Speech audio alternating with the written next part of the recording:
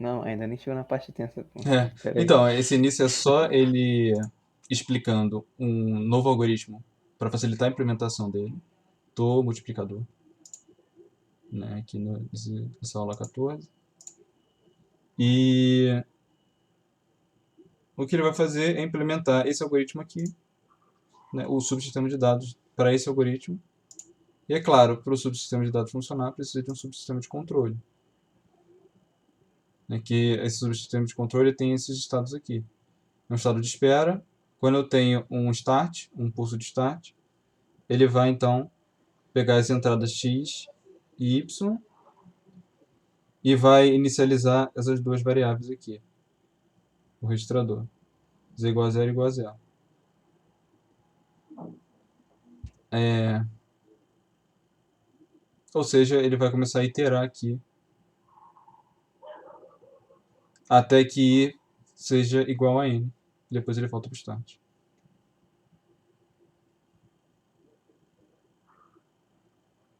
Então é uma máquina de estados. Isso aqui faz mais sentido? Não, isso faz sentido para os dois tipos de implementação, né? Porque esse slide ele está mostrando tanto uma implementação em VHDL quanto é, o projeto em diagrama lógico, né? De bloquinhos. É, É, uma é, outra coisa também que eu fiquei um pouco na dúvida é justamente nisso. Tipo, aí, tipo, ele fez na marra o que o VHDL iria fazer, não, no não na caso. marra. O VHDL ele tem o seu próprio jeito né, de conectar lá esse LBase e fazer o circuito. Uhum. Ou seja, se ele fosse fazer na marra exatamente as conexões lógicas que o VHDL faria numa placa, ele estaria trabalhando com CLB.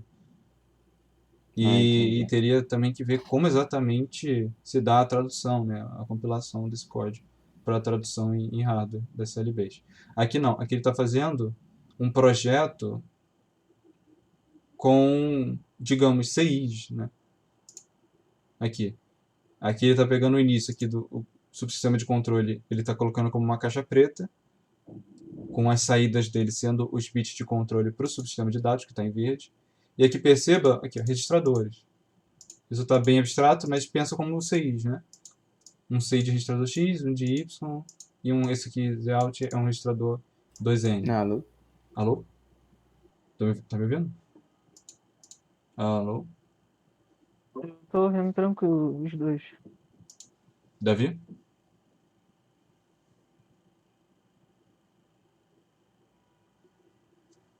Davi caiu.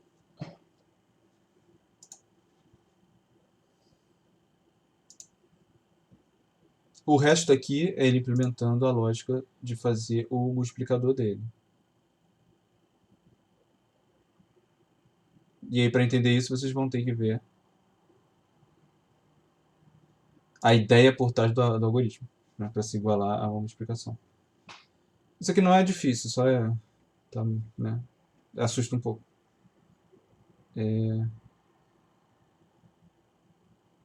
Digamos, aqui é a ideia por trás do algoritmo que a gente faz convencionalmente, né?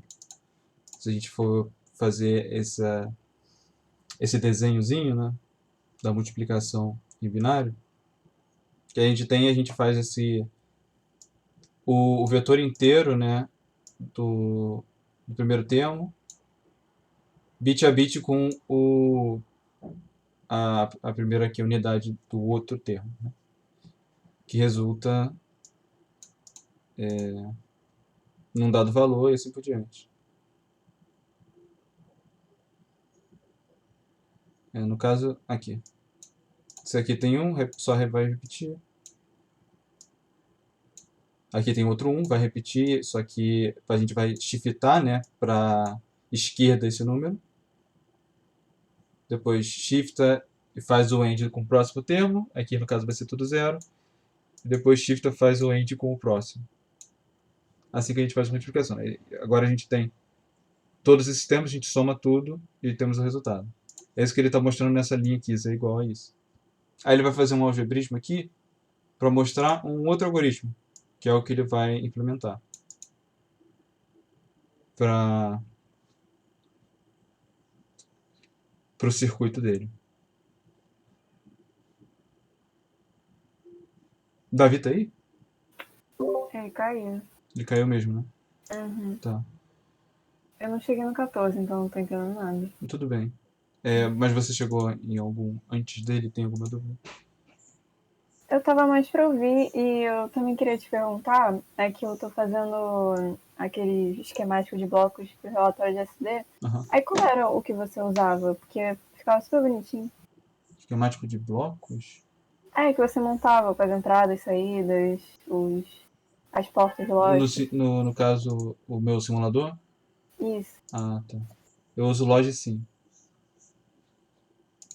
Ah, Que além dele ser um simulador, né, você vai fazer a lógica por trás dele e ele tem um sistema de macro muito bom. No macro você pode desenhar, né? Você pode fazer a forma que for para o seu módulo, né? Por exemplo, aqui. Eu quero que meu módulo seja uma bola. legal.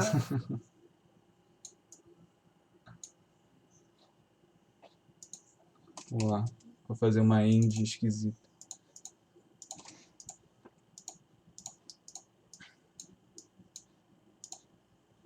Ele parece ser bem facinho de usar. Sim. Aí aqui eu montei um circuito, que é só uma end. Mas perceba que a gente tem que ter esses objetos de entrada e saída para ele reconhecer na minha marca. Aqui ele Uhum. reconheceu, tá vendo? Aí, essa é uma das entradas, outra entrada e a Assim. saída.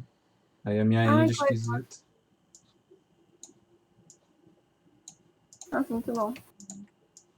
Essa é a minha end esquisita. Se a gente criar um novo código aqui, Esse troço verde é o quê? sei lá, nunca entendi. Trouxe aqui. Caraca. Nossa, que lindo. Calma aí.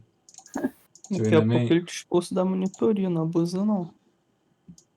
Calma aí. O que é esse negócio dele? Eu não sei mesmo. Se eu colocar ele aqui, vamos ver. Eu acho que isso aqui é a orientação, direção da forma norte. Vamos ver. É isso. Ele não só faz parte do tamanho do circuito, como ele vai. Você vai orientar a posição dele na hora de colocar. Então eu quero sempre que ele seja leste e eu boto sempre no cantinho para ele ficar desse tamanho mesmo. Só não entendi o que é isso aqui. Ah, tá. Ok. Qual o nome, então? Peraí. Logicim. Eu vou mandar aqui o link. Show. Vou tentar achar. Voltou. Minha internet caiu. Logicim Evolution. Não, calma aí. Eu acho que tem já aqui. Porque você sabe também o que é importante para essa P2, quais são os módulos?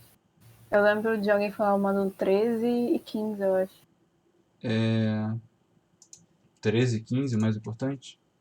Eu lembro de alguém falar isso, mas Sim, pode ser errado. sim. Assim, vai do 10 até o 18.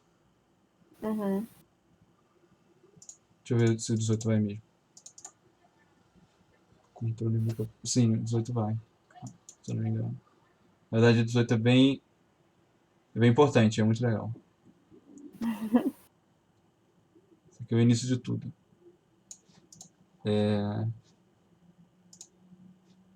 Eu diria que o mais importante de todos. Não tem. Mas você pode skipar alguns assim, sim, com certeza. Esse compartilhamento RTL, vamos dar uma olhada. Ele não precisa ver. Ele é só uma aula de otimizar esse seu.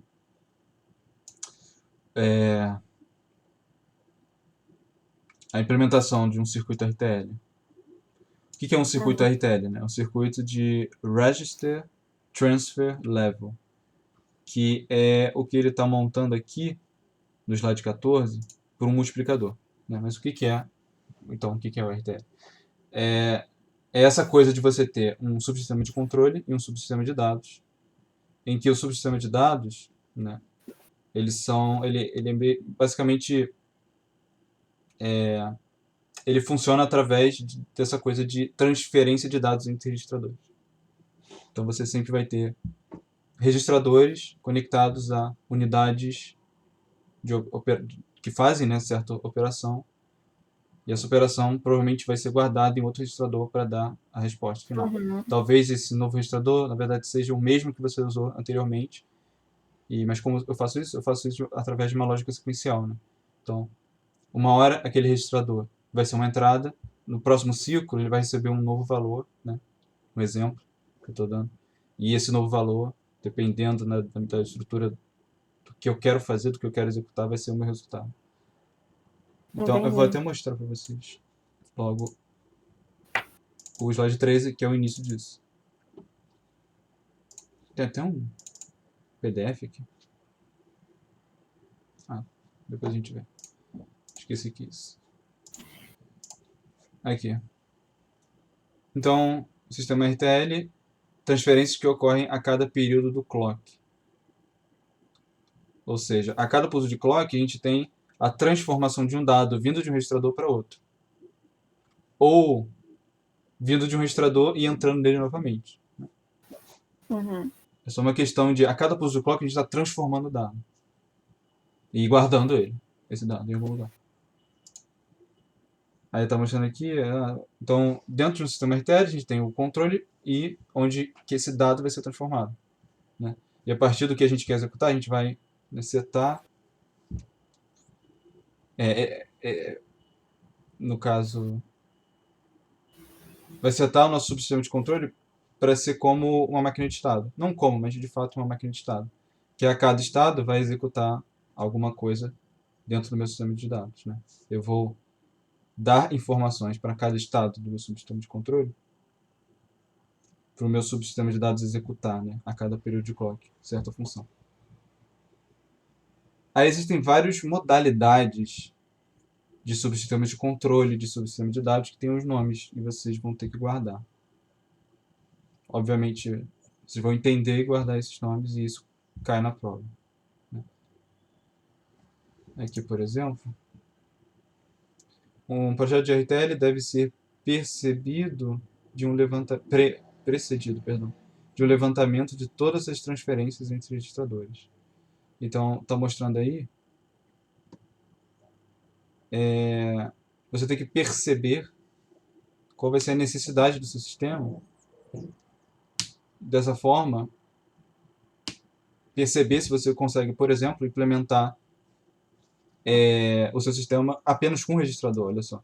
Que esse registrador vai dar a entrada para uma dado operação, né? Um sistema bloquinho de operação, que vai transformar esse dado e vai vir de volta para ele, no período de clock, né?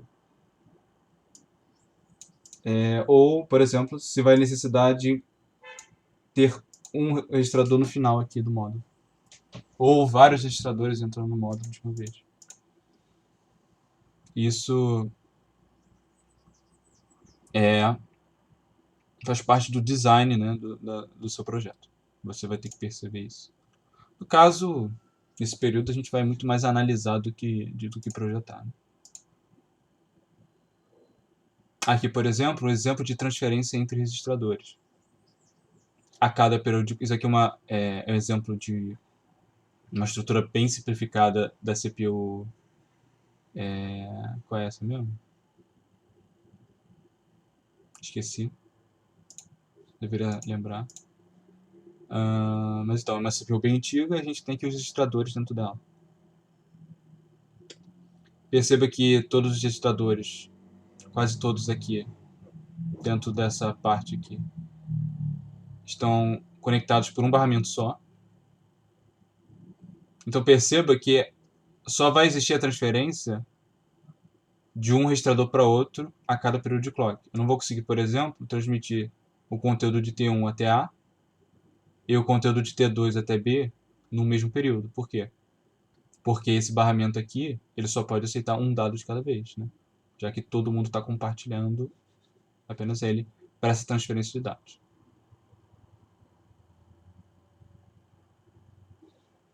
Então o que acontece aqui é, no período de clock, eu vou ter um output enable de T1, e esse output enable de T1 está entrando nessa LU, que também está com output enable. o que está levando o seu resultado para esse barramento de dados. O que está chegando em todos os registradores que tem a setinha entrando neles. Então A está recebendo dado, B está recebendo dado, todo mundo tá chegando, né, o dado até ele. Só que a gente só vai preencher o registrador com esse dado se a gente der o load, né, a carga paralela desse registrador. E é o que a gente vai fazer para o registrador que a gente quer receber esse dado. Então, por exemplo, output enable de T1 com output enable da ULA com o load de A faz essa transferência. Na verdade, o T1, essa parte do T1 aqui, provavelmente ela está sempre ativa, né? O que impede que dado o conteúdo de T1 e T2 vá para o barramento de dados, na verdade, é só um output enable da ALU. Então, basta eu ter a ALU com output enable e, claro, dar as operações necessárias para me dar só o T1, né? Porque lembra, a ALU tem várias operações, vocês já fizeram uma em VHDL, né? A operação aqui é só pegar T1 e colocar na saída. Então, dado essa operação, e o output enable da ALU, eu estou transferindo de T1 para A.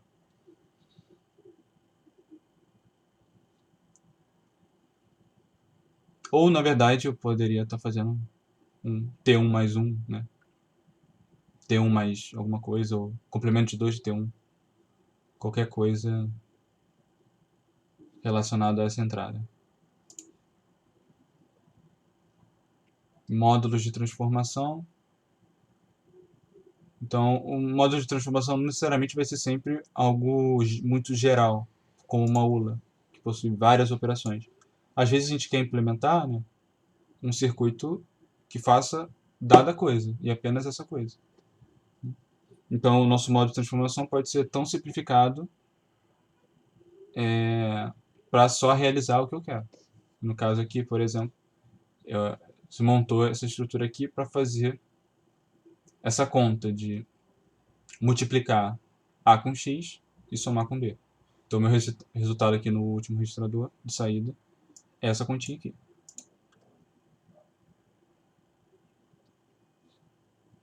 Então, módulos de transformação podem ser qualquer coisa. Qualquer coisa que transforme um dado para o outro. Qualquer coisa, né, combinacional. Aqui está mostrando modos de implementar um sistema para calcular essa expressão aqui, usando o módulo de transformação ao lado, que é o que ele acabou de mostrar para a gente.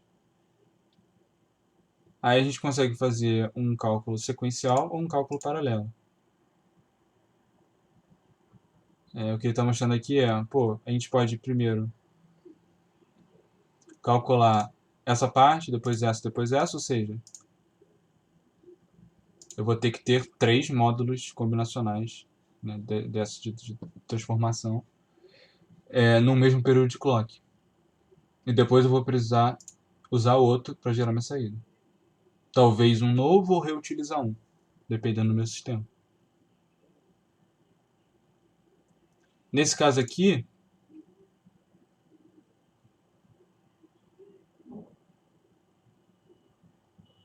eu só vou precisar de um módulo para cada iteração.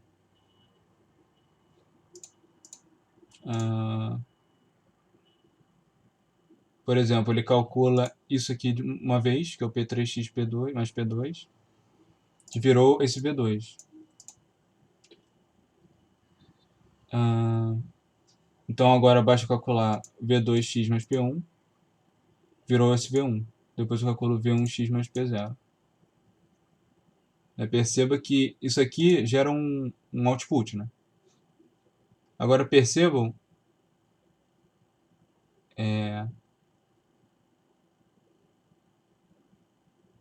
Não, nesse exemplo não é muito bom não. Mas perceba que em cada pulso de clock, né, eu só estou usando um módulo. Só estou calculando um de cada vez. Como está escrito aqui, com um módulo de transformação por vez. E aqui com 3 módulos de transformação simultaneamente. Então percebam, né, aqui vão ser mais períodos de clock, mas menos módulos de transformação. Aqui é o contrário. Aí depende do seu trade-off que você tem disponível que custa mais caro para o seu projeto. A função do sistema é implementada por uma sequência de transferências entre registradores que podem ser representada por um grafo chamado de grafo de execução. Então, toda vez que a gente for implementar um dado sistema RTL, né, a gente sempre vai conseguir traduzir o que ele vai operar dado um grafo de execução. Por exemplo, eu posso falar, primeiro eu quero calcular o que é o V2, que é o que? P2 vezes x mais P1.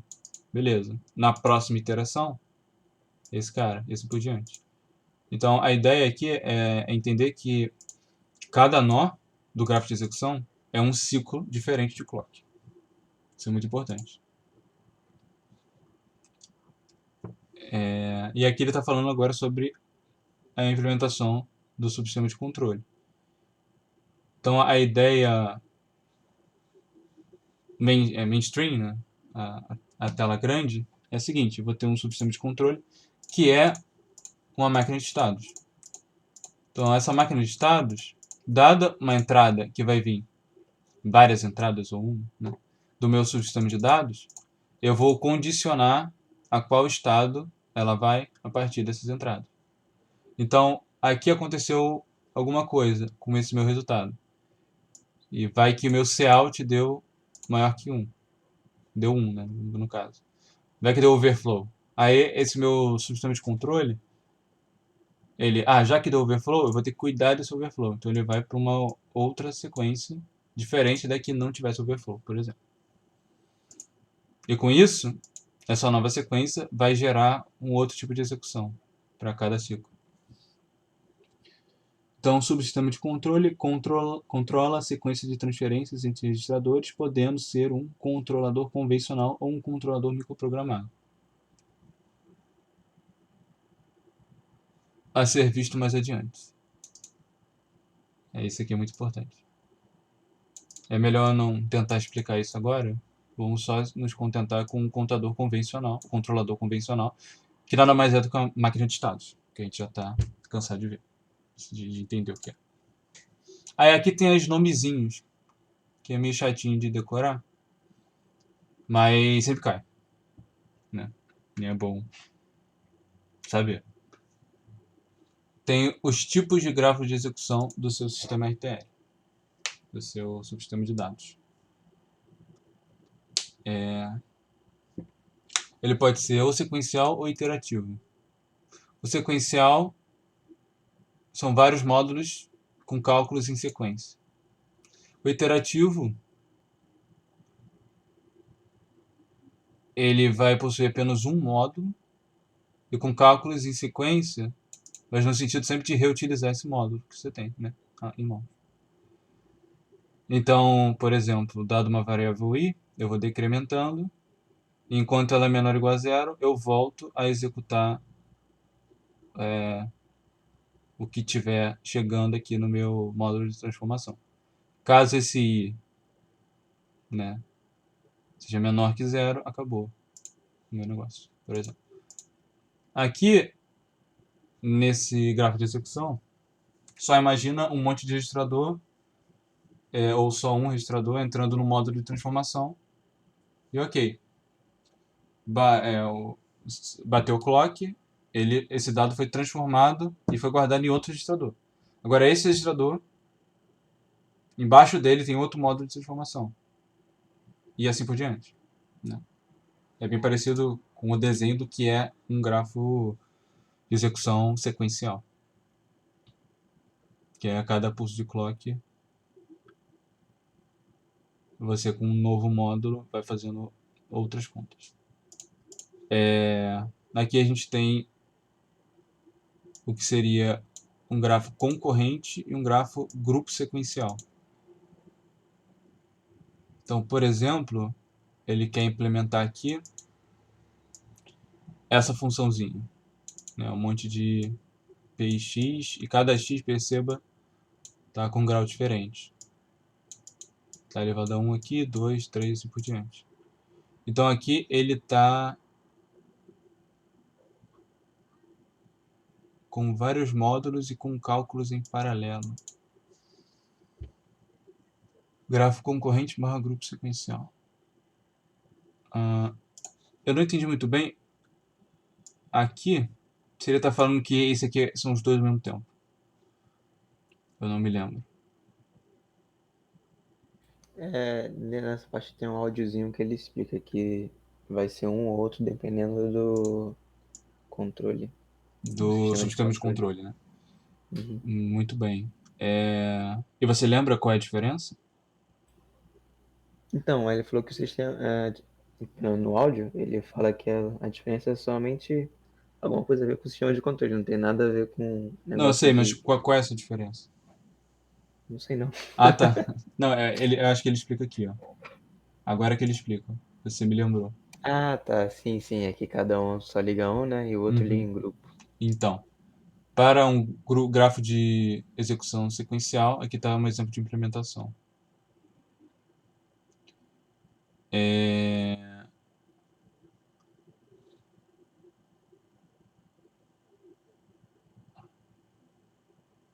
Aqui está a diferença do concorrente para o grupo sequencial. A diferença vai ser que o concorrente, quer dizer, vamos voltar porque a gente nem chegou a ver exatamente o que eles têm em comum.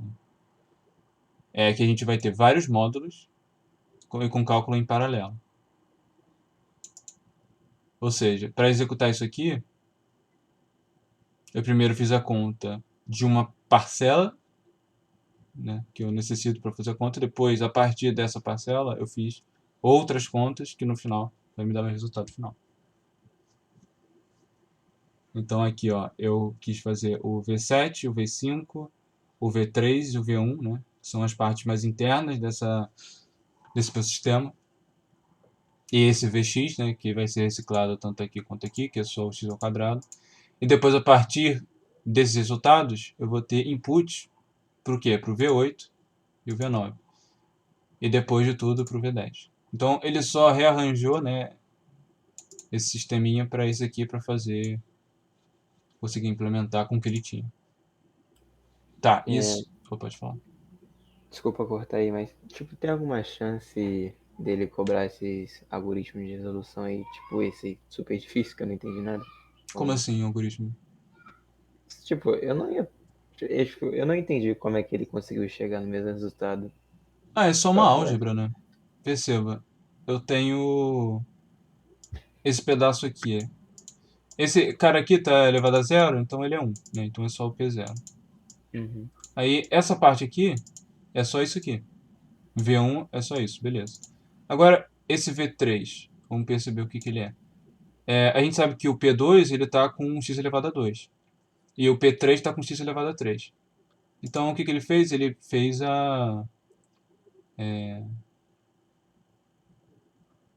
botou x elevado a 2 em evidência. Uhum. Entendeu? Então ficou assim.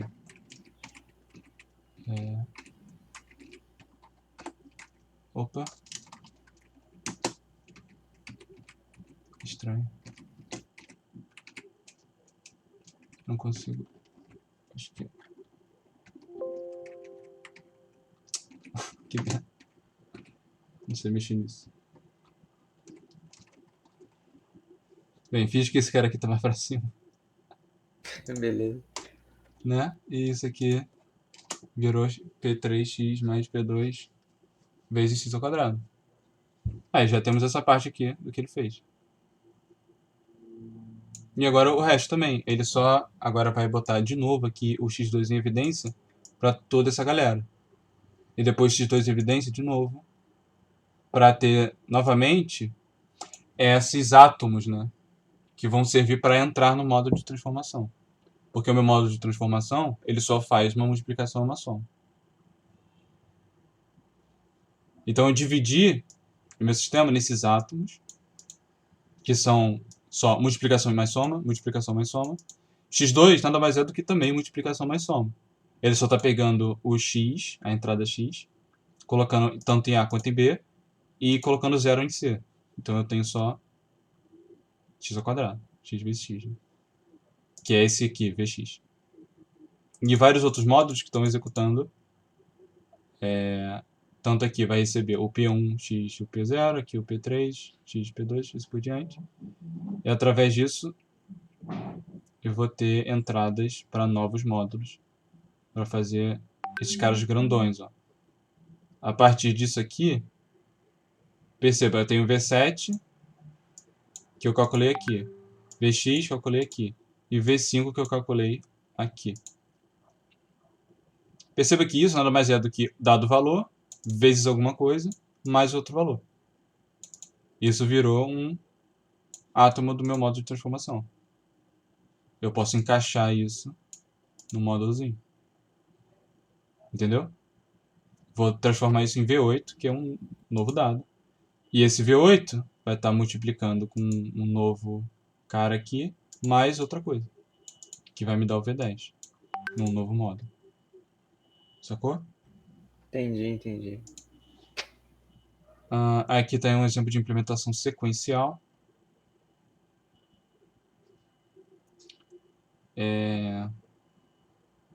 Eu acho que aqui ele pediu para imaginar que tem vários desses registradores para cá também, para baixo, né? Não só esses caras aqui. Isso aqui pareceria muito um concorrente, né? Mas o que está acontecendo aqui, ele está fazendo... É isso mesmo, porque na verdade isso aqui são só registradores. Aqui está um módulo que está pegando esse cara vezes esse, ou esse cara vezes esse, mais esse, né? Aqui. Está colocando no novo registrador. Agora está pegando o X de novo com o P5. Está botando num novo registrador e assim por diante, para baixo. Então, a cada pulso de clock, eu tenho uma nova operação desse tipo aqui até chegar no V0 aqui. Né? E esse é um jeito de fazer isso aqui. É exatamente nessa ordem que ele está fazendo. Né? Nessa ordem aqui que ele colocou. Primeiro esse cara, depois esse. Né? E a cada pulse de clock é isso. Aqui, iterativo. O iterativo ele vai depender mais do subsistema de controle, né? Porque a gente vai ter que ter um cara chegando no controle para avisar quando que vai ser menor que zero. Para quando for, ele dá o resultado final. E para de executar.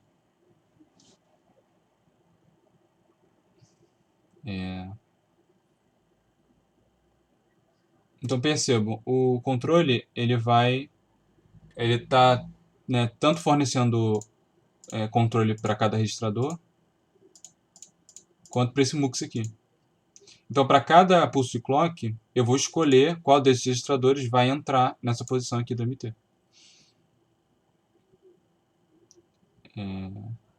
Assim, eu consigo, num pulso de clock eu pego esse, depois esse, né? Dependendo do que eu quero.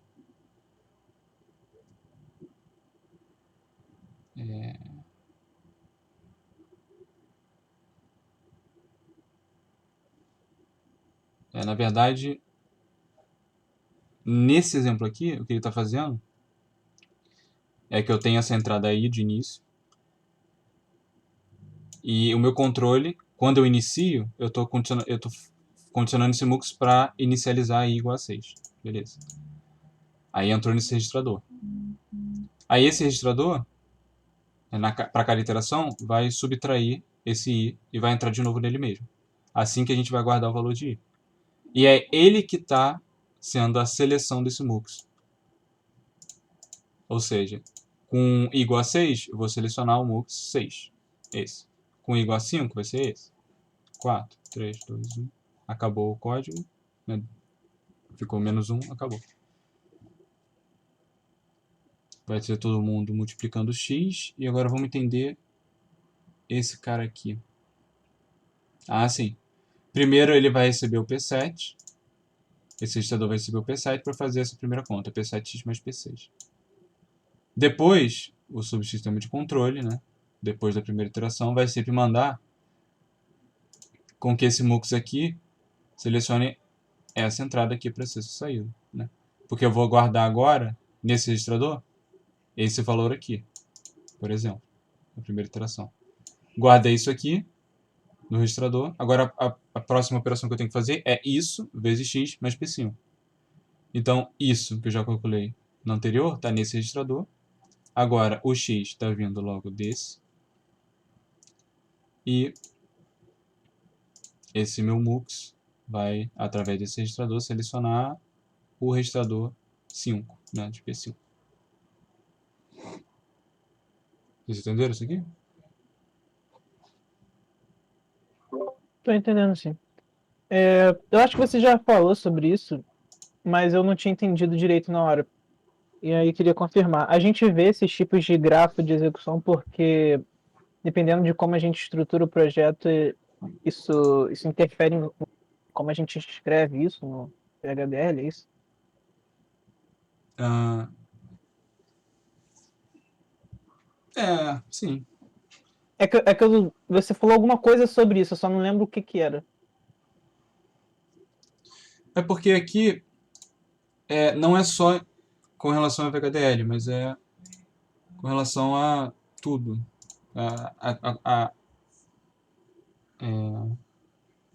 Como é que é o nome?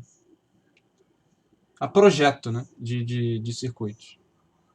Não necessariamente só com VHDL. Então, a necessidade de saber esses grafos de execuções diferentes é de entender que existem várias possibilidades de implementação de um dado circuito. E Entendi. que vai depender de você implementar o que for melhor para o seu projeto. E aí vocês só estão agora aprendendo esses diferentes tipos de se montar um projeto. Isso aqui também é importante para entender a relação básica de como um computador funciona, que é exatamente em nível de transferência de registrador. Computador não, né? Mas uma CPU, sendo mais preciso. Ah, faz sentido. E aí, no caso, o nosso subsistema de controle, numa CPU, ela não vai ser uma implementação de uma máquina de estado, ele vai ser algo microprogramado. Ou seja, vai ter alguma coisa numa memória que você vai conseguir escrever lá.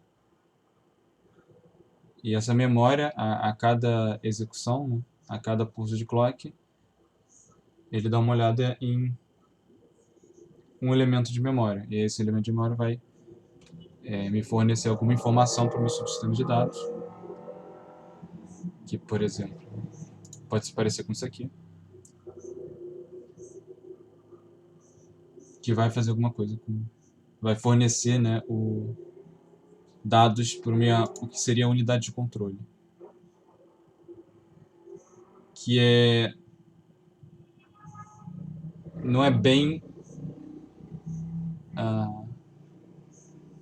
não é... Acho melhor a gente entrar nisso no slide 19, quando vocês chegarem lá. Porque é um pouquinho mais complicado, né? Um pouquinho mais complexo. Porque os dados que vão vir da memória, elas vão entrar tanto aqui no input do subsistema de dados, quanto o que se chama de unidade de controle da CPU, que vai determinar o que vai ser executado.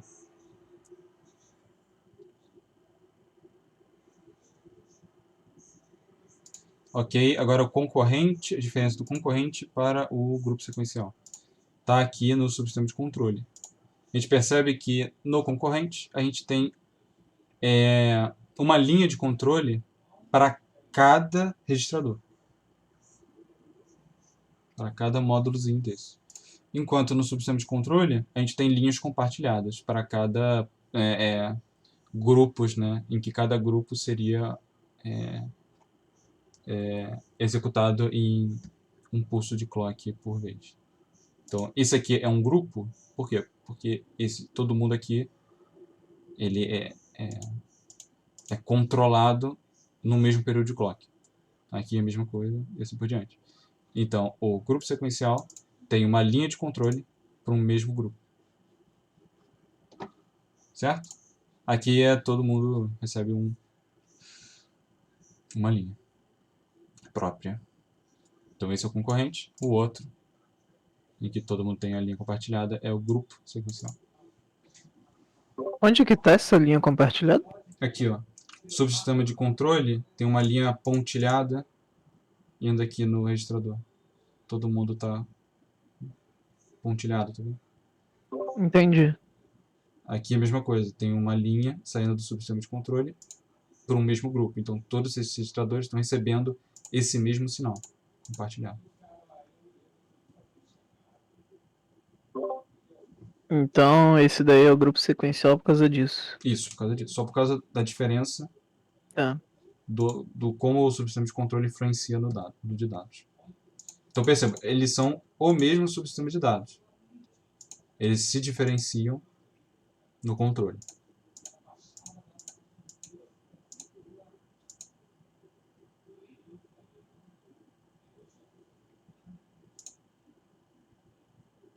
Tem Volta um pouquinho ali no concorrente, só pra eu ver. concorrente. Esse exemplo Nesse aí, caso, o subsistema de controle, ele envia um controle para cada registrador, isso? isso. Tá Ok. faltando, né? Mas aí ficaria muito poluído. Ele só Sim, botou sim. os dois primeiros de novo. Graças a Deus. Se prepara, amigo.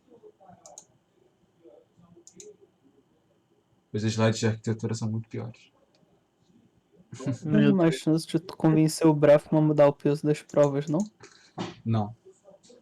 Isso. Na verdade, gente, vai ser melhor pra vocês. A P3 é muito mais fácil. Não se preocupe. Espero que você esteja falando a verdade. Não, é sério, é sério. A P2 é mais chata. Eu acho. Pra mim. Mas a P3 é bem, pra mim é bem de boa. E tem peso 3, né? É o maior peso.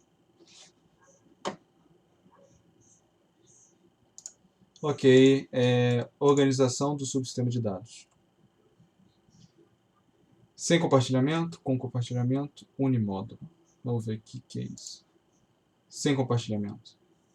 Calma aí. Sem organização do subsistema de dados. Okay. Módulos de transformação e registradores não são compartilhados. Por exemplo, lembra dessa implementação aqui, que foi a do sequencial, em que a gente tem, para cada operação, um módulo de transformação. Ou seja, muita coisa. Isso é sem compartilhamento. Aqui já é diferente. Dentro, por exemplo, de ou concorrente ou grupo sequencial. A gente tem vários módulos aqui no...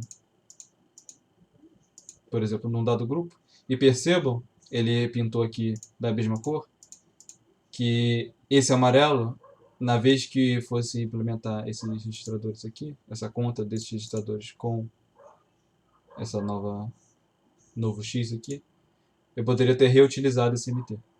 Ou seja, eu poderia ter colocado aqui um MUX com o meu controle, controlando esse MUX para quando ele fosse a segunda iteração, ele colocasse o dado que está vindo desses registradores aqui. Mesma coisa aqui para o laranja e para o rosa. Então, aqui não há compartilhamento, né, mas poderia ter. É isso que ele está mostrando.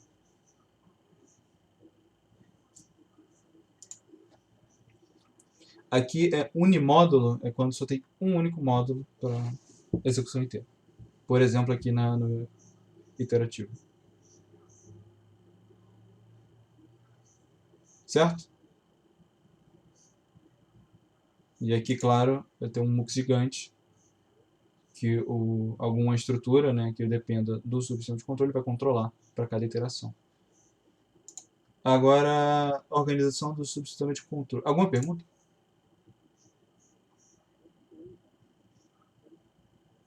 Pra mim tá de boa. Beleza. Organização do subsistema de controle. Centralizado, descentralizado, semi-centralizado. Vamos entender o que é cada um. Centralizado é quando eu tenho um subsistema de controle que vai dar controle para vários módulos de subsistema de dados. Por exemplo, um controle centralizado, nessa CPU aqui do exemplo, ele tem aquela lá, unidade de controle, que vai dar controle para esse mesmo subsistema de dados. Então, é uma unidade de controle apenas. A gente pode ter um sistema RTL descentralizado, em que existem vários submódulos, né, de controle, que junto a eles existem subsistema de dados, ou seu subsistema de dados vinculado, né? Então eu posso ter vários campos de subsistema de dados no mesmo sistema RTL, em que apenas um subsistema de controle controla todos. Ou eu posso ter um subsistema de controle para cada submódulo desses dados, em que pode haver, né, a conexão desses módulos de controle um com os outros. Aqui, por exemplo, a gente tem um outro exemplo de CPU em que a gente tem essa divisão aqui, a unidade de controle desse mesmo módulo aqui de dados, e aqui outra unidade de controle para essa outra aqui. Né? Então, esse aqui é um sistema inteiro, com 2 subsistemas de dados, e cada subsistema de dados tem sua própria unidade de controle. Ou semi-centralizado, em que vai ter um subsistema de controle, que vai dar informação para todos os subsistemas, subsubsistemas de controle, que está ligado, né, por cada subsistema de dados. E aí esse exercício vocês fazem. Depois dessa aulinha. Implemente a função P com um grafo de execução concorrente, sem compartilhamento e descentralizado, utilizando o seguinte módulo de transformação, que já está acoplado a um registrador e já possui um controle interno de carga. Então esse aqui é um módulo de vocês têm em mãos, e percebam que eles têm um controle para iniciar o cálculo e uma sinalização que o cálculo foi feito. Então, a primeira linha aqui, vamos ver, vocês têm que fazer concorrente, né? Então, lembrando que é concorrente, é aquela forma lá de fazer várias operações em paralelo para cada pulso de clock. Só que o seu subsistema de controle ele tem que ter um fiozinho para cada módulo desse, né? Individualmente. Percebam que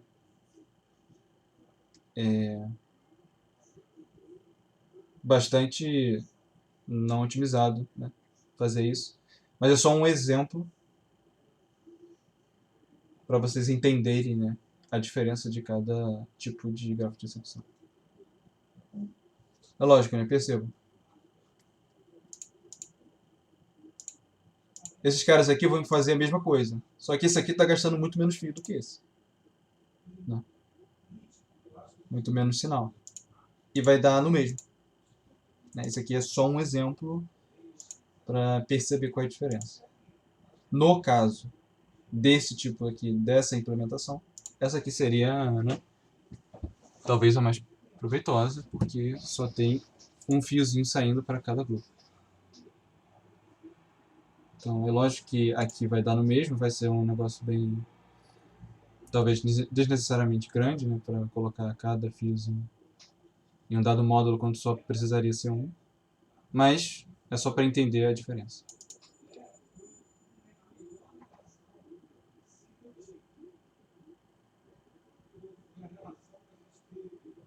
E aí, vocês conseguem fazer? O que vocês acham? Acho que dá, com muito esforço, muito tempo. Mas eu dei uma aulinha então para vocês. Vocês têm alguma dúvida?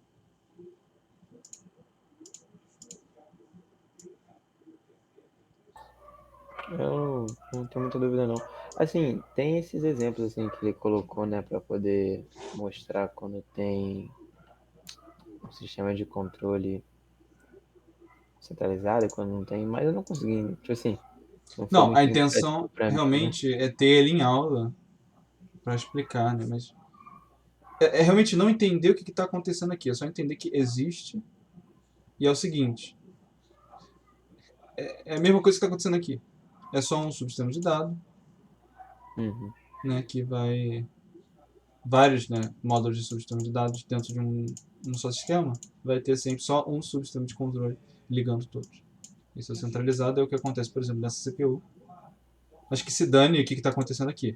É só para entender que isso aqui está acontecendo aqui. Ou seja, aqui, ó, uma unidade de controle está controlando esse subsistema de dados. Aqui, né, tem um assustador, né, isso aqui. Mas ó, é só para entender que ó, tem uma unidade de controle aqui, outra aqui, e essa unidade de controle está controlando isso aqui, essa aqui está controlando isso aqui. Ah, eu não tinha visto essa de cima Aqui, ó, da outra vez que tá eu... com pipeline em cima. Entendi. Beleza. Então, gente, decorar esses nomezinhos não é difícil. Sempre cai uma questão assim. Ah, esse gráfico de execução, ele é concorrente, grupo sequencial. Esse subsistema de dados implementa um grafo de que tipo? Nenhuma das anteriores. Artigo de... Nem fala, cara. A prova eu marquei nenhuma das anteriores com a mão no coração. Mó vacilo isso. Eu também. Eu fiquei com medo. Pô, será que é isso mesmo?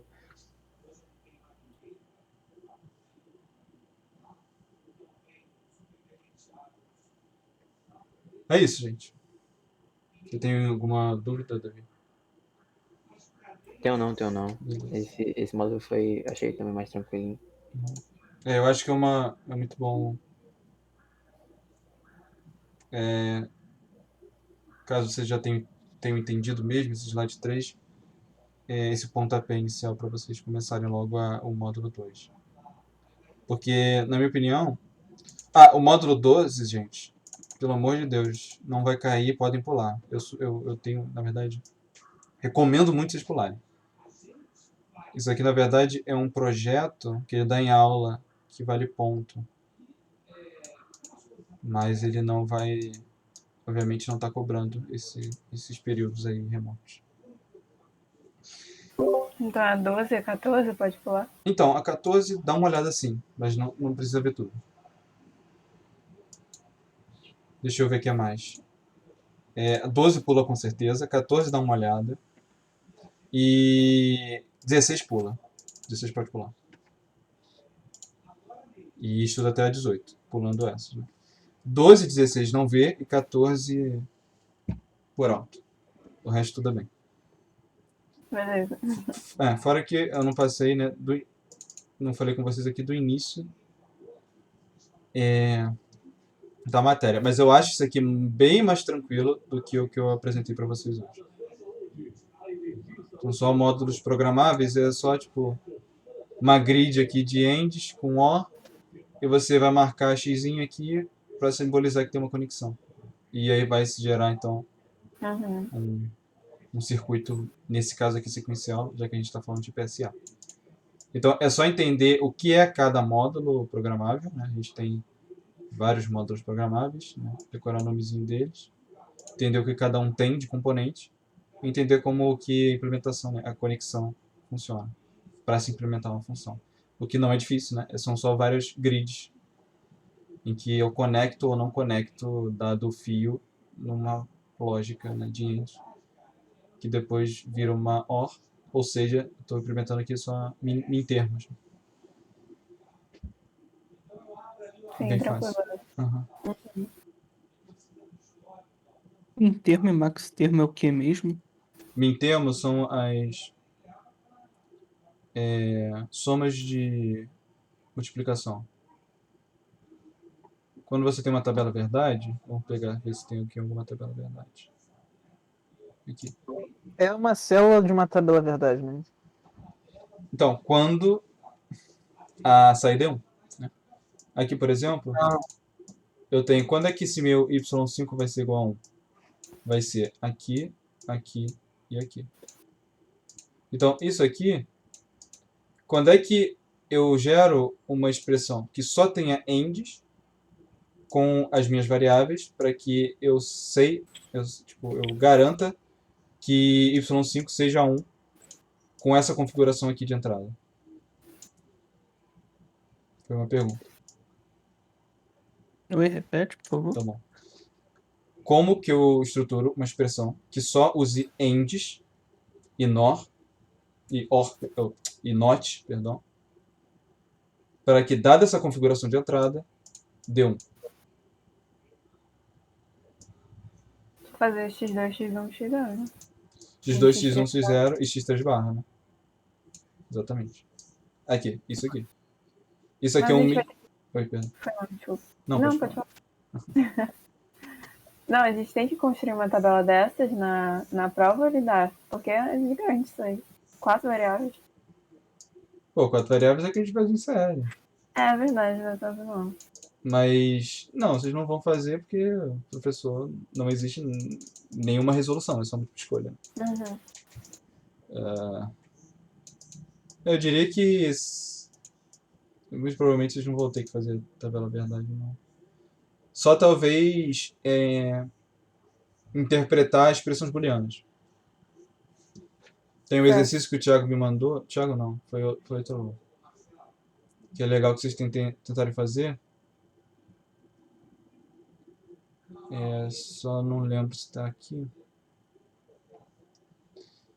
Mas é basicamente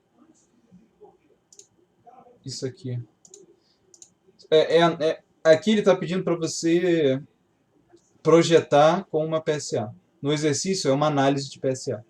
Então eu diria que se vocês conseguirem fazer aqui essa 36, esse exercício 36, vocês vão se dar bem em análise disso. Vocês vão entender o que acontece. Porque, tipo, o que é essa PSA aqui? Ela tem esses flip-flops que estão com essa ligação aqui, ó, do seu Q barrado, seu Q, para cada um, né, nessas linhas verticais. E eu posso ter também entradas aqui. Sei lá, entrada A, B e C. Né? Que aqui, no caso, tem A, B e C, assim, no meu sistema. E aqui vai ser, sei lá, uma dada saída. E aí o que ele pode te dar? Ele pode te dar uma configuração aqui de as coisas conectadas. E você vai ter que analisar. Como é que eu começo a analisar um sistema desse?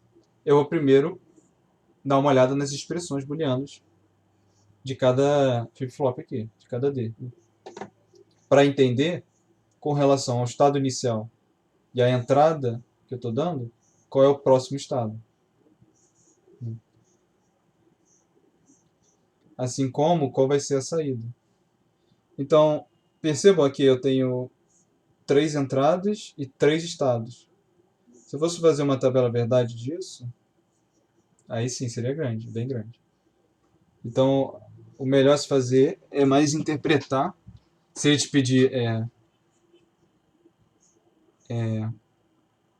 para analisar o sistema, muito provavelmente é para você dar o nome do que ele implementa e não escolher qual é o diagrama de estados, por exemplo. Então, basicamente, por exemplo, vai ter um deslocador sequencial projetado aqui em PSA. Você vai analisar cada entrada dos flip-flops. E vai ter que identificar que isso de fato é um deslocador a partir disso. Que não é difícil. Ah, saquei, entendi. Mas, de fato, aqui sim seria uma tabela verdade bem grande, o que eu não recomendaria que vocês fizessem. Muito melhor vocês interpretarem, sabendo que é um circuito, principalmente estando em uma múltipla escolha, né? E, infelizmente, com nenhuma das anteriores também, mas sabendo que você tem lá as possibilidades do que é esse circuito, você consegue identificar o que ele pode ser mais facilmente. Sim. Lucas, você dá uma teoria de ArcComp? Nada a ver, só lembrei agora. Queria. Eu acho Não. a Archicomp é o mais Fica legal. aqui enquanto eu tô fazendo SD, cara. Foge não. A Archicomp é o mais legal. Mas já tinha monitor. Eu fiquei em CD. Ah, sim.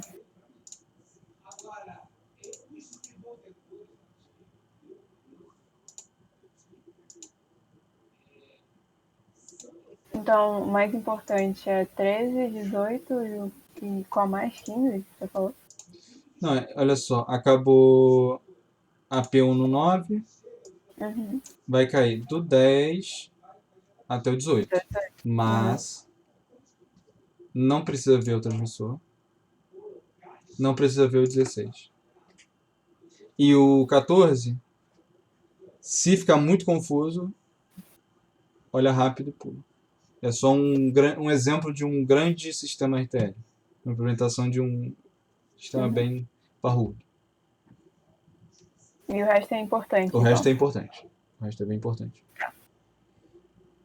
E aí deve cair análise de CLB.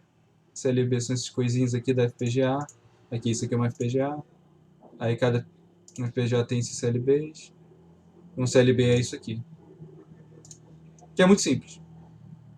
É um monte de MUX com aqui uma lógica combinacional que você mesmo implementa.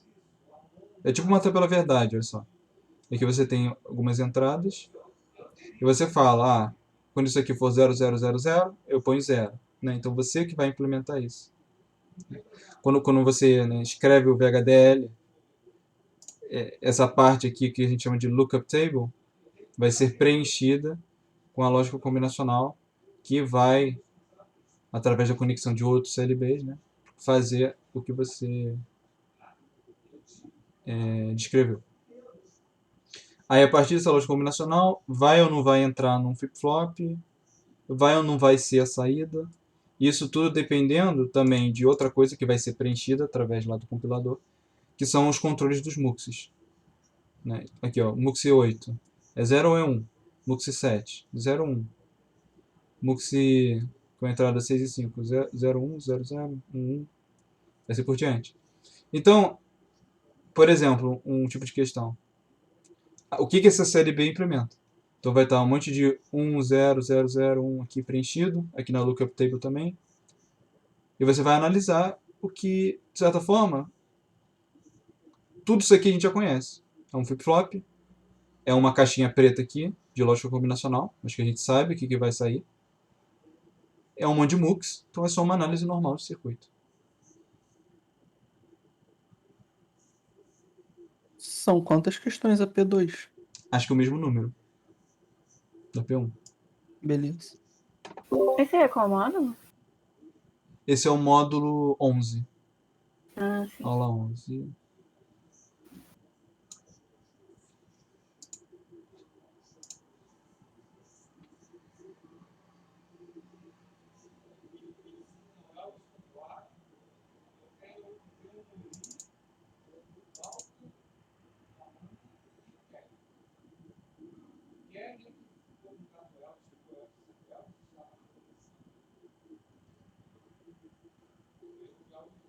Esses dois últimos eu acho os mais difíceis, talvez.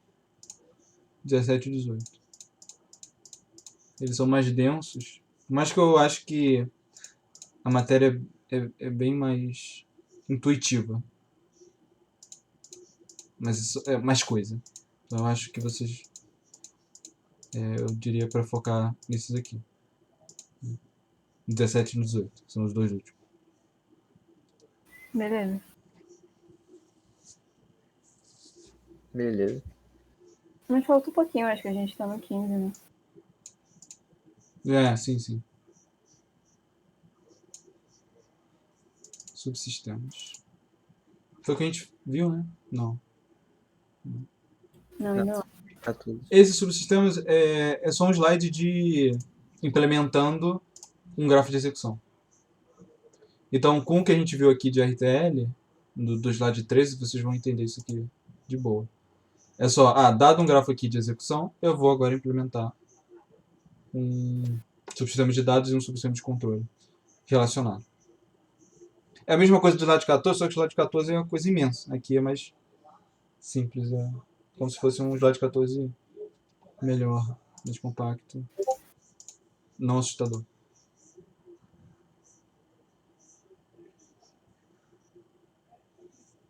Recomendo. É pequenininho, é só realmente ele implementando um circuito, né, um subsistema de controle e um de dados. Aqui o subsistema, esse aqui é o subsistema de controle, esse aqui é o de dados, com relação a um grafo de execução.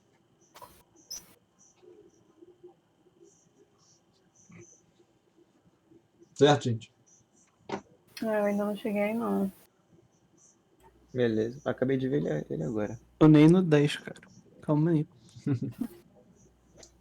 Falando nisso, quiser passar o 10 aí, se eles não tiverem dúvida, eu aceito. Vamos lá, rapidinho. Eu entendo quando você fala, mas quando eu leio, Exatamente. eu entendo o que tá acontecendo, mas eu não conecto as coisas. Quando você fala, parece que as coisas fazem sentido. Fica bem mais claro. Então, todo esse início aqui, vamos lá. O que ele está falando aqui é que existem essas coisas, né, esses dispositivos, que a gente viu no início do curso, só estava tratando com dispositivos que não eram programáveis, que eram dispositivos, como eu posso dizer, fixos. Né? Mas agora existem também os programáveis, que é, eu quero fazer o meu circuito aqui com esse chip, né, por exemplo. E aí existem vários tipos desses dispositivos, e é o que ele está apresentando aqui. Então, existem vários tipos também de dispositivos com relação à conexão, em que a gente conecta, né, cada módulo, que dependendo do que você for especificar para programar esse dispositivo, ele faz ou não faz essa conexão. Então, o que está mostrando aqui é o tipo de conexão de fusível eletrônico, antifusível eletrônico e chave eletrônica. Nada disso cai na prova. É só mesmo curiosidade de como isso funciona. Então, mas por que diferenciar por conexão? O que é essa conexão? A gente tem que entender que, dado o circuito que eu for programar para ele ser, vai existir ou não uma conexão com um subdispositivo dentro dele ou não. Como, por exemplo, o meu circuito é só uma IND. É que nem eu fazer lá no VHDL um A IND B. Eu vou precisar fazer poucas conexões. Eu vou só, por exemplo, conectar dois caras numa lógica, num lookup table lá, que vai me dar uma IND e acabou. E o resto não vai ter conexão. Então é isso. É a gente dar para o dispositivo quando que vai ter conexão ou não. E é através de ter conexão ou não que se programa o dispositivo. Então aqui, o fusível eletrônico é entender que ele é programável uma única vez. Se eu não me engano, é tipo como se você queimasse uma parte do circuito para não ter conexão ali. Né? Então é como se o sistema estivesse totalmente conectado e para se programar alguma coisa você vai deixar de conectar certas coisas e acabou. É assim que se... Lógico, da forma que vai descrever o que você... implementar o que você descreveu. E aí você vai ter, através dessas conexões, o seu dispositivo programado.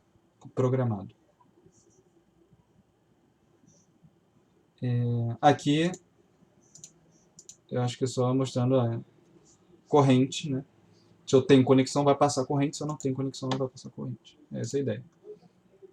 O antifusível também é programável uma única vez, só que ele é a partir, né, de uma dada voltagem.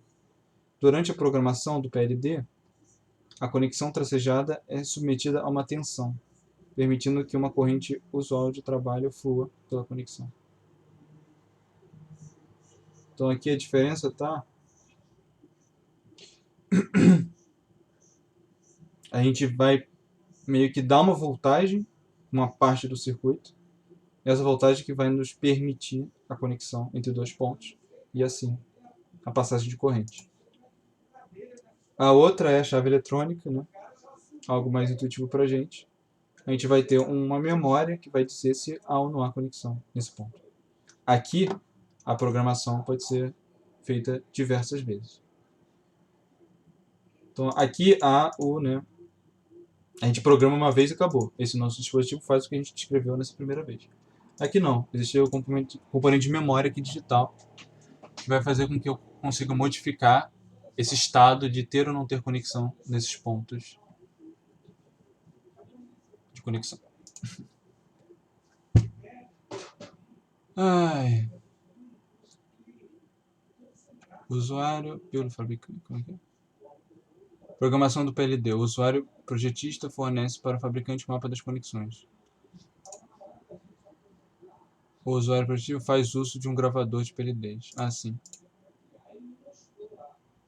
Você pode tanto pedir para um fabricante fazer o seu circuito, ou você pode ter um gravador, né, de PLD.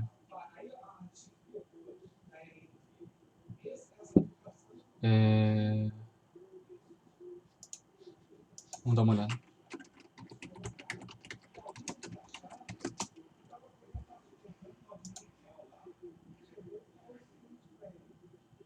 Olha que bonitinho. Ah, isso aqui que eu já vi. De uma EPROM. Você bota o chip aqui, conecta com o computador, vai ter um programa que você vai fazer, né, a programação. Aí você, sei lá, aperta um botãozinho e pronto. Seu dispositivo foi programado. Aí você tira ele desse soquete. Nossa, que legal isso. Uhum. Não é isso que tem no laboratório, não, né? Não, não. No laboratório de sistemas digitais é uma FPGA, né? A gente tem em mãos uma FPGA. Que é o que vocês, exatamente o que vocês veem aí no Labland. Ah, mas qual a diferença disso para uma FPGA, então? Ah, é porque aqui tá no como se programa, né?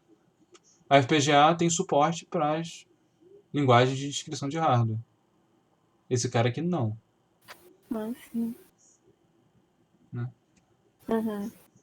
Na verdade, eu não sei exatamente o software que se usa para isso. Fora que uma FPGA, ela tem muito mais módulos nela, né? Uhum. Como próprios dispositivos de entrada e saída, como os switches e os LEDs. Aqui é um socket, perceba, para um CI. Né? É só um CIzinho que entra aí, uma barata grandona. Uhum.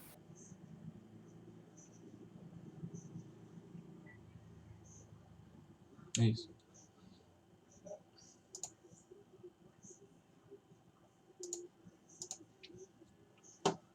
A ideia básica de uma programação de PLD combinacional é você usar os mintermos. É você conectar as suas entradas de uma forma a escolher qual mintermo vai para a sua OR gigante, para a sua lua minguante, que vai ser a sua saída. Né? Porque toda lógica combinacional ela pode ser expressa, né, na forma de mintermos. Ou seja, quais são os termos que dão 1. Né? E aí a gente faz um OR desses termos em ENDs. Por exemplo, se eu quero implementar uma função aqui que vai ser igual a 1 quando eu tenho 000, 011 e 110, então eu só vou fazer a conexão da minha OR com esses três caras aqui. Ó. E aí eu vou ter minha função F. Então, quando a ABC for igual a 000, a minha conexão aqui com a OR vai estar ativa, então isso aqui vai dar 1, então F vai dar 1. Assim como aqui, para essa parte aqui, assim como aqui para essa parte.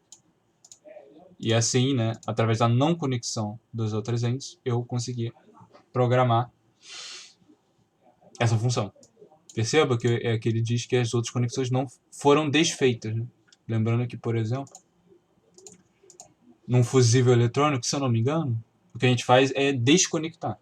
Porque tá tudo conectado, a gente desconecta as coisas para fazer a programação. Aqui tava tudo conectado, desconectei o que eu não queria para formar o meu. Aqui são todos os tipos de PLDs. Lembrando que a sigla PLD é Programmable Logic Device.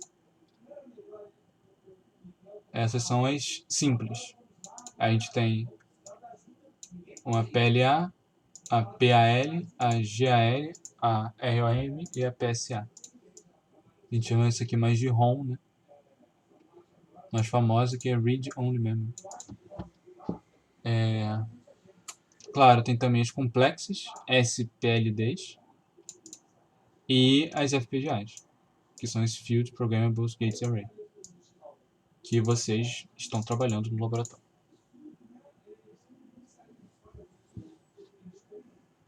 Ok, o que são as PLAs? Elas são compostas de matrizes de AND com matrizes de OR. Então elas servem para você fazer lógicas combinacionais.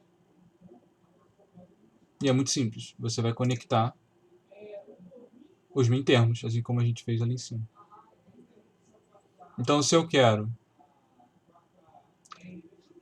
esse aqui, cadê? Aqui, esse aqui tem um exemplo. Se eu quero implementar um F2 igual a 011 e 110, eu vou conectar aqui, ó.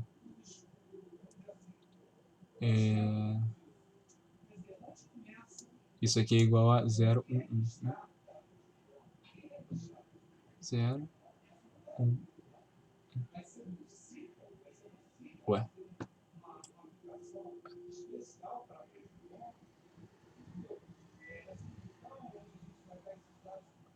Isso aqui tá errado.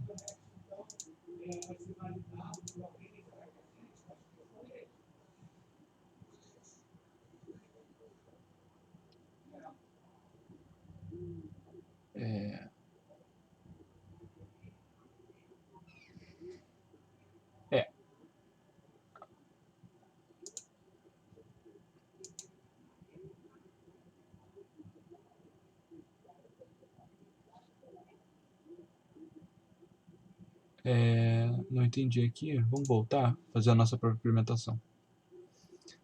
E tem uma coisa chata que até hoje eu não entendo com relação a essas notes aqui, ó. Essas notes são inseridas para controlar um dado retardo que existe nos gates. E aqui está uma explicação toda a respeito disso. Vamos olhar com calma, né? Então, PLA componentes básicos. A gente sabe como funciona um inversor, né, com transistores.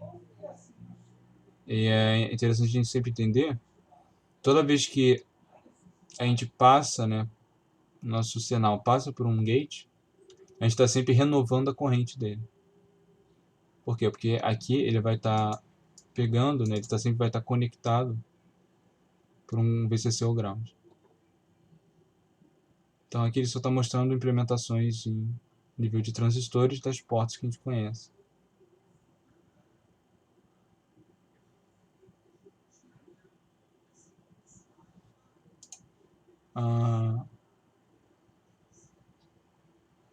Precisamos de AND. Não, peraí. Tá, está mostrando aqui uma NOR. Beleza. Precisamos de AND, ok. Se no NOR substituirmos as entradas normais pelas barradas, temos um AND. Tá. Então vocês entendem que se a gente barrar as entradas de uma NOR, vira uma AND?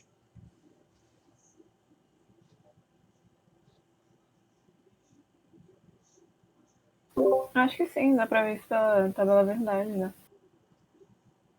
Sim. E por De Morgan é mais rápido, né? Por De Morgan a gente vai ter a linha B'. É equivalente, né? Igual a linha B'. Não, sinceramente, eu não lembro dessas coisas. Ah, tá. É simples. Se eu tenho negado alguma coisa, o que eu tenho que fazer? Eu tenho que trocar esse sinal aqui. Se for um O, eu troco por uma AND. Se for AND, eu troco por um O. Então aqui eu vou trocar por uma AND, beleza. Mas como eu tirei o negado, eu vou ter que colocar em algum lugar. Eu vou colocar nos termos individuais desse aqui, entendeu?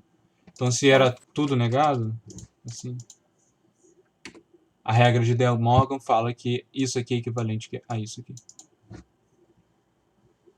Essa regra é só isso mesmo? Transformar um O num AND?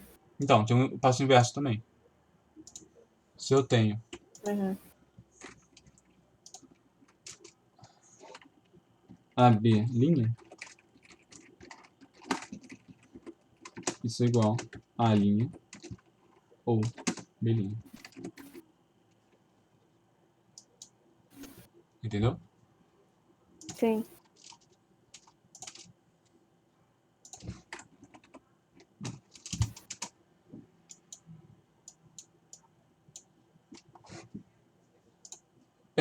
Tá. Assim fica mais fácil de ver, né? E se eu negar, vira A. Se eu negar B, vira B. E vira uma AND normal. Uhum. É isso que temos, que ele está falando. Então, basicamente, a ideia por trás disso aqui é que implementar em nível de transistor é mais fácil uma NOR do que uma AND. Né? Se eu não me engano é isso que ele está querendo dizer. Então aqui, no nosso array, na verdade, são NOR. Mas o que está chegando no nosso circuito, lá dos inputs, são, na verdade, o sinal inverso. Então no final, vão ser ANDs lógicos.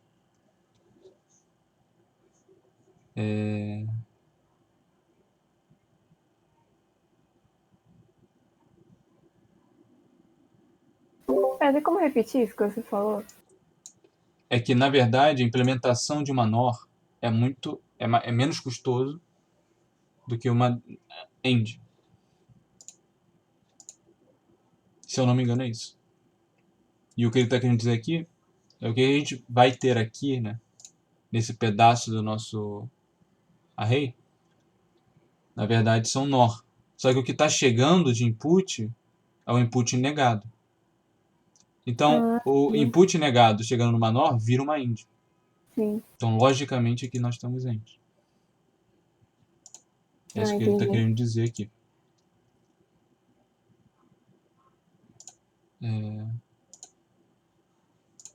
Tá. Aí aqui ele está mostrando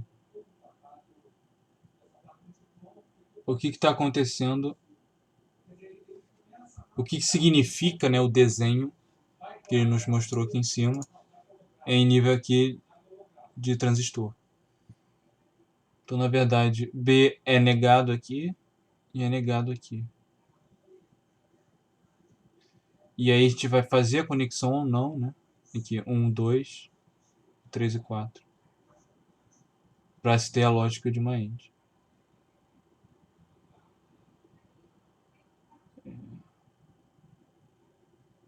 Certo.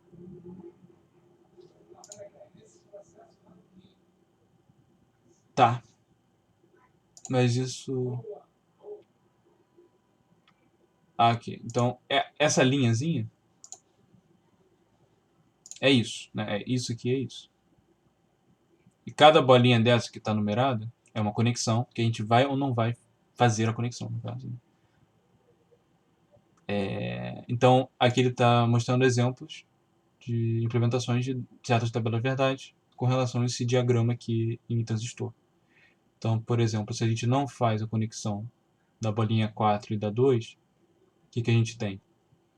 A gente tem uma AND, que é o que? É um XN1, XN2,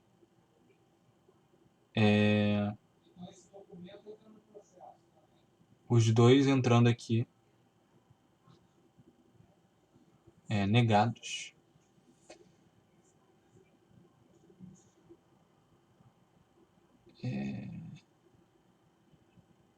Esse é um pouco confuso, né? Porque, olha só, se entrou negado, imagina que os dois são uns. Se entrou um aqui e um aqui, eu vou estar habilitando a conexão desse transistor. Porque na minha saída, ele vai preferir o ground. Tanto aqui quanto aqui.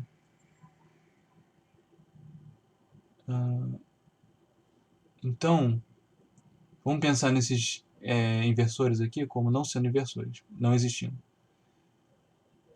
Você tem 1 e 1. Ah, não, perdão. Tô doido. Tá certo. É isso aqui é uma end, meu. Se eu tenho 1 e 1, inverte, fica 0. 0 não conecta aqui, 0 não conecta aqui, então ele vai preferir o VCC. Porque não tem conexão para cá nem para cá, só tem esse cara aqui. Mas caso algum desses aqui for 0, eu vou estar habilitando a corrente, através desse transistor, para o ground, né? E percebo que a nossa saída está estando conectada a esse ground quanto a esse, se um desses transistores forem acionados. Entenderam? Uhum. Tá bom. E o resto para outros tipos de tabela verdade. É só seguir aqui o esquemático. Uhum, tranquilo. Aqui é só uma possibilidade de implementação com relação ao atraso de propagação dos sinais. Aqui o que ele está dizendo é que a melhor configuração é ter 2 NOTs aqui na entrada. É por isso que a gente desenha dessa forma. Então, aqui ele está descrevendo uma PLA, formalmente. As entradas vão ser, lógico, binárias, saída também, e a função. Implementação de K, número de OR, função de chaveamento com, no máximo, R, número de entes, termos, sendo que R é menor que 12 elevado a N. 12 elevado a N, no caso, número de entradas. Obviamente. Ok. A implementação do OR, ok. É só demonstrando o que esse fio aqui simboliza em nível aqui de transistor. E no final a gente tem aqui o que me deixou com dúvida. Ele está implementando o F2 e o F0, né? A partir da conexão ou não conexão de cada tracinho desse. Aqui a gente quer... Ah, não. É isso que eu me confundi. Aqui é B barrado, né? E não A. Então, A, B barrado, C. Ok. Eu vou ter A, B barrado e C. Entrando numa end. E eu quero que seja F2. Conectado. Mas F2 não é só A, B barrado, C. É também A, B, C barrado. Então aqui outra end vai estar com A, B, C barrado. Conectado. Então esses dois vão estar conectados. Fazendo a OR desses termos aqui em end. Então F2 foi. F0 é o que? A, B barrado. Então F vai conectar só com essa end que vai me fornecer A, B barrado. Então, gente, percebam, né, que esse aqui é o A convencional, mesmo tendo um NOT aqui, né? Então, isso tem a ver com esse negócio aqui da melhor configuração com relação à carga e atraso. Uhum.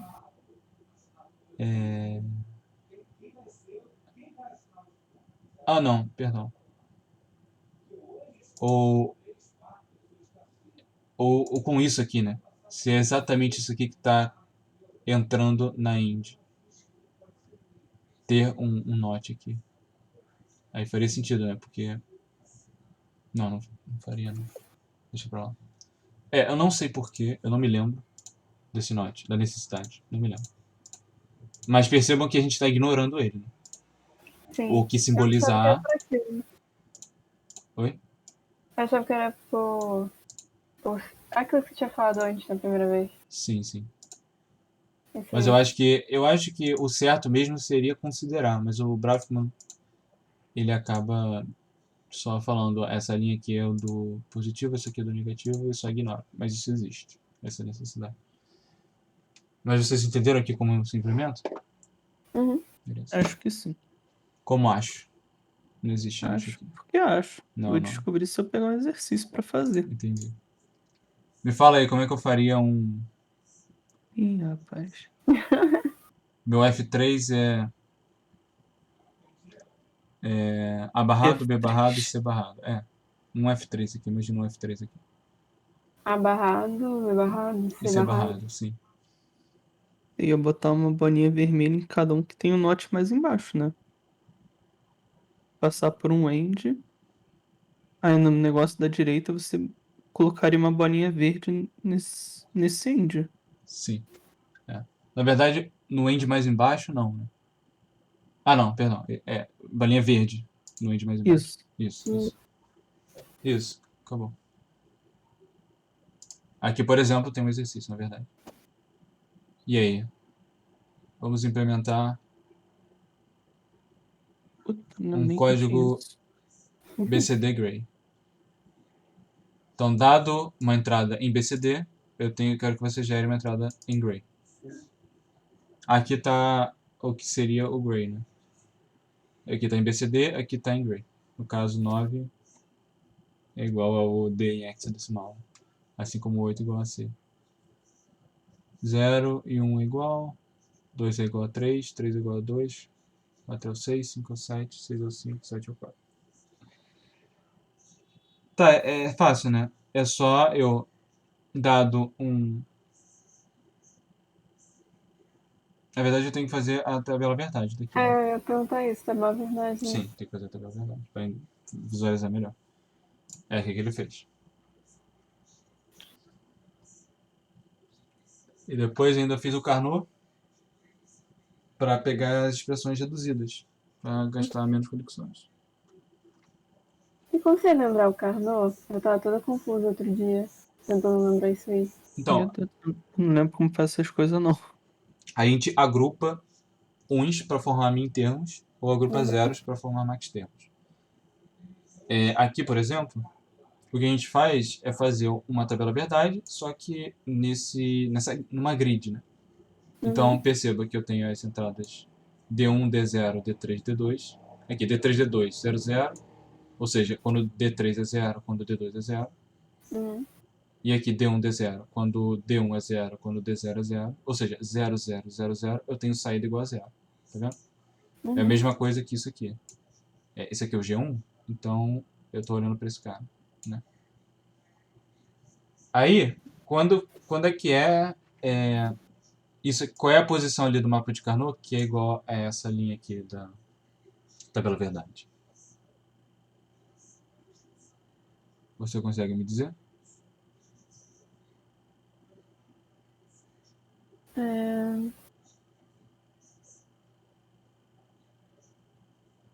Seria D0.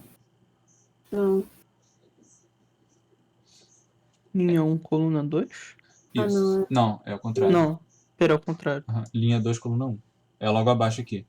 Porque eu tenho D3, D2 igual a 0, 0. D1, Sim. D0 igual a 0, 1. É exatamente isso aqui.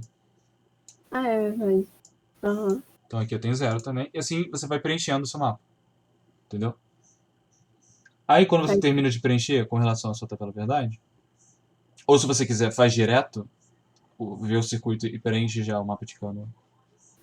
Se você preferir, se você... porque, claro, a tabela verdade é algo mais fácil de montar. É só algo vertical. Mas não existe nada que não tenha de informação numa tabela verdade e no mapa de Carnot. Você consegue gerar um com relação ao outro. Só que o mapa de Carnot, a estrutura dele serve para a gente fazer esse algoritmo, né, de agrupamento, que serve para a gente achar as funções simplificadas as expressões simplificadas, né, da nossa função. Então, o que a gente vai ter? A gente terminou de preencher e a gente percebe que se a gente agrupar um, a gente vai ter muito menos agrupamento. É o que a gente sempre quer. Se fosse o contrário, se a gente fosse agrupar zeros, daria menos agrupamento, então a gente ia preferir o zero, com certeza, para facilitar a nossa vida. Mas aqui ele escolheu um, que dá menos mesmo. E o que a gente faz? A gente agrupa de potência em potência de 2. Então eu consigo agrupar 2 uns, ou 4 uns, ou 8 uns, ou o mapa de Carnot inteiro, que são 16. Entendeu? No caso, ele fez 2 agrupamentos de 4. Aqui, ele percebeu que ele tinha 1 e 1 aqui e don't care aqui. No caso, o don't care, ele pode servir tanto para 0 quanto para 1 para você. Então aqui você fiz o agrupamento. E o que esse agrupamento vai me dar? Ok, juntei esses 4 1s. O que isso significa? Significa, olha só, a gente vai conseguir identificar quando é que esse cara dá 1. Pelo menos para esse pedaço aqui do meu mapa de Carnot. A gente olha aqui para o lado e percebe qual das variáveis está mudando aqui, ó, no caso aqui é o D0, e não está modificando a minha saída. É exatamente o D0. Então, esse cara aqui, com certeza, leva o D1 como expressão aqui. Só que é o D1 barrado, porque quando o D1 for 0. Tá vendo? E aqui para cima, vamos olhar para cima. Que é com relação ao D3 e ao D2. Quem é que está se alterando e não está mudando o meu output? É o D3. Aqui, ó, se alterou. Então, quem não se altera, que a gente pega. Que é o D2. Então, a gente vai ter como primeiro termo do meu G1 D2 e D1 barrado. Porque é com o D2 quando é igual a 1 e com D1, perdão. D2 quando é igual a 1 e D1 quando é igual a 0 que eu tenho esses 1s aqui, entendeu? Então não importa o D0 e não importa o D3, porque olha só, a gente percebe que eles estão mudando e nada me altera nesse espaço aqui de 4. Mesma coisa acontece para esse agrupamento aqui. Perceba que é um agrupamento que ele vai de um lado para o outro, né? Como se tivesse uma continuação aqui que volta para o início. Então aqui também é um agrupamento de 4. E a gente vai fazer a mesma lógica que a gente fez ali em cima. Então aqui o primeiro termo deu isso. Então essa função vai ser 1 quando for isso ou quando for isso aqui, né? Que é esse pedaço. Então vamos ver esse pedaço se é mesmo D2 barrado D1, né? Aqui a gente está vendo que o D1 é igual a 1 e o D0 está variando e não muda. Beleza. E aqui eu tenho D3 e D2 aqui com 0 o D2 e o D3 variando. Então é o D2 mesmo barrado que eu vou pegar. D2 barrado D1. Entendeu? Sim, obrigado. Sim, Deu pra tranquilo. relembrar. Mesma coisa aqui, ó. Só que ele fez aqui um agrupamento horizontal. Não importa como se faz o agrupamento, né? Ele só precisa ser adjacente, né? No caso. Só tem que conseguir fazer o que eu acabei de fazer, né? Identificar o que está variando com o que e o que não está variando para dar 1.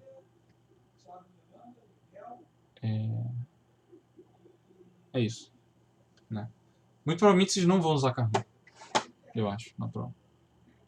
Não vai ter necessidade, né, Vocês podem muito bem só, para a implementação né, de uma PLD, colocar um min termo mesmo, né? Assim, vai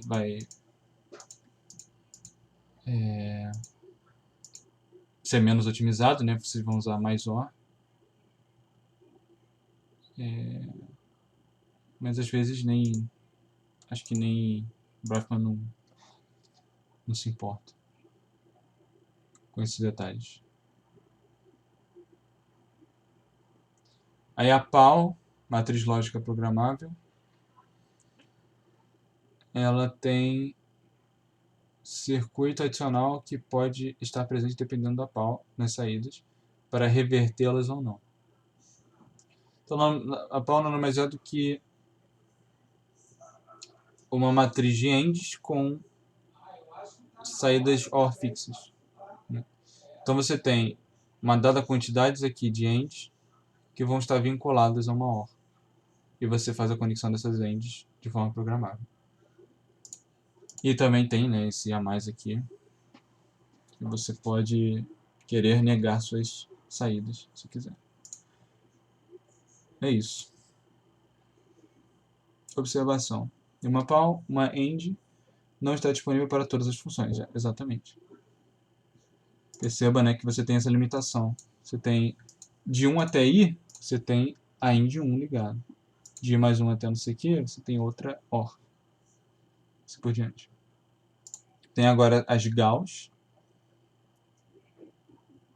matriz lógica genérica, que são bem grandes, né? Mas elas funcionam exatamente como um grande... Ai, calma aí, me deu cãibra. Porra.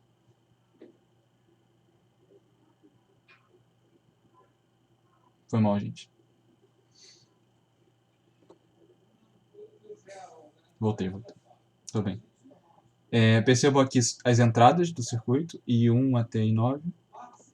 Tem também aqui do lado algumas entradas que, dependendo de algum código que você dê para elas, olha só, ela vira uma entrada. Ó. Esse I02, IO2, ela é IO porque ela pode ser tanto input quanto output, dependendo desse buffer aqui, ó, TreeState.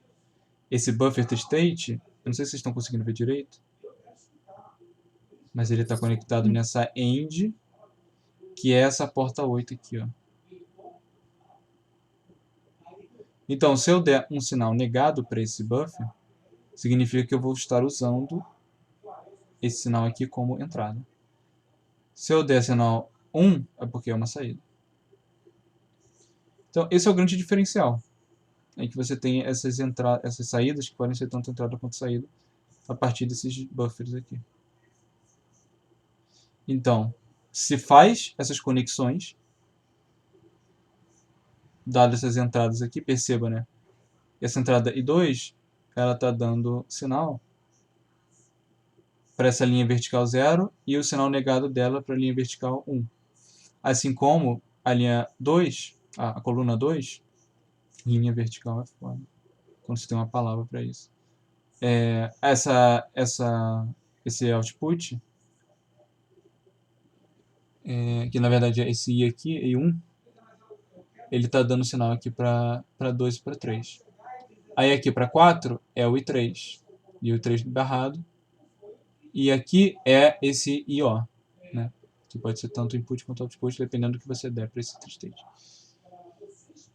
Então, a ideia disso aqui é você dar os inputs, né? Ou seja, você faz o seu circuito do mesmo jeito que os anteriores. Você conecta as colunas com as linhas, né? E vai virar um fio conectado que se passa corrente. A diferença aqui, né? Que eu tenho a disponibilidade dos meus inputs por essas colunas inteiras, né? E aí, essas conexões aqui, que estão em pretinho, elas são conexões não configuráveis. Elas sempre vão existir. E aí é o de sempre, ó. Várias ends com uma OR. E é isso. E aí, repetindo, né? Essas saídas aqui podem virar entradas também. Aí isso aqui, se não me engano, é um exercício, né? Que está pedindo para vocês implementarem um conversor de binário para BCD. E tem a solução aqui. Então aqui é uma grande tabela verdade, em que para cada termo ele vai estar preenchendo aqui. Isso aqui é o gabarito, ele deu em cada linha coluna, né, cada pontinho dessa grid, em que ele fez a conexão. Aqui são as ROM, memória de apenas leitura. Percebam que não tem nenhum dispositivo sequencial aqui, mas mesmo assim ele está chamando de memória. Né? Perdão, foi muito rápido. Alguma pergunta com relação a GAL? Acho que não. Por mim, não. Okay. Agora vamos para ROM. A gente já viu a PLA, a PAL, a GAL, e agora vamos para a ROM. A ROM, ela é meio que o contrário da PAL, né? A gente agora tem o que é programável, são as matrizes de OR. Mas por que memória, né? Porque perceba, eu posso muito bem interpretar essa entrada e saída aqui como um endereço e um dado que sai desse endereço. Então, a gente pode implementar memórias, né, dentro de computadores a partir do momento que a gente não vai precisar escrever dentro delas de uma forma completamente combinacional, em que, dado um endereço, eu tenho o dado referente a esse endereço. Isso nada mais é do que algo combinacional. Se eu tenho uma entrada, eu vou ter uma saída e nunca vai se alterar essa saída. É por isso. E aí o marrom a gente pode implementar desse jeito aqui. Certo? Aqui, analogia com memória. Eu tenho um barramento de endereço e eu tenho um barramento de dados. A gente pode pensar, né, como se existisse de fato registradores que, dados esses endereços, vão ter esses dados guardados nos registradores. Mas, na verdade, a gente está usando uma lógica combinacional para fazer essa memória. Aqui mais um exercício. Dado uma tabela verdade, implemente. É só fazer as conexõezinhas da grid. Muito fácil. E agora PSA é o que a gente viu lá aqui nesse exercício, né? É basicamente uma PLA, só que agora a gente tem registradores aqui, recebendo as saídas da PLA e dando entradas aqui, dado o estado referente a esse registrador.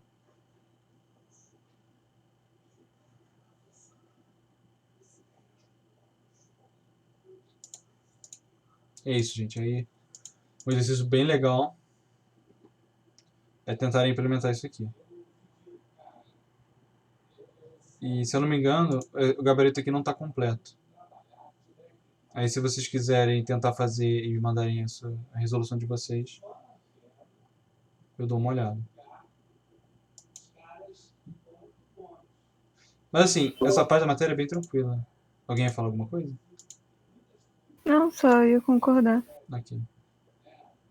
É só marcar xizinho, né? E marcar bolinha em pontinho quando se tem dado em termo a ser adicionado a nossa expressão.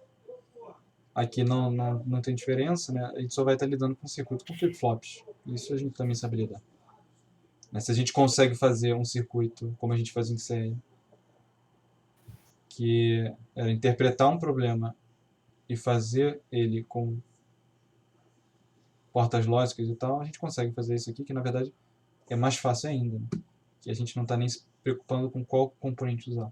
Ele já nos limita a apenas dar a lógica nesse tipo de formato, né? Nessa estrutura de só marcar o que se conecta ou não conecta.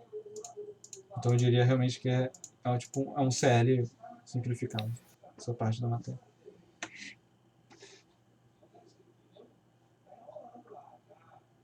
Certo? Beleza. Uhum. Mais alguma coisa? Não. Só Acho que- agradecer mesmo. Eu também quero muito agradecer. Ah, que bom, gente.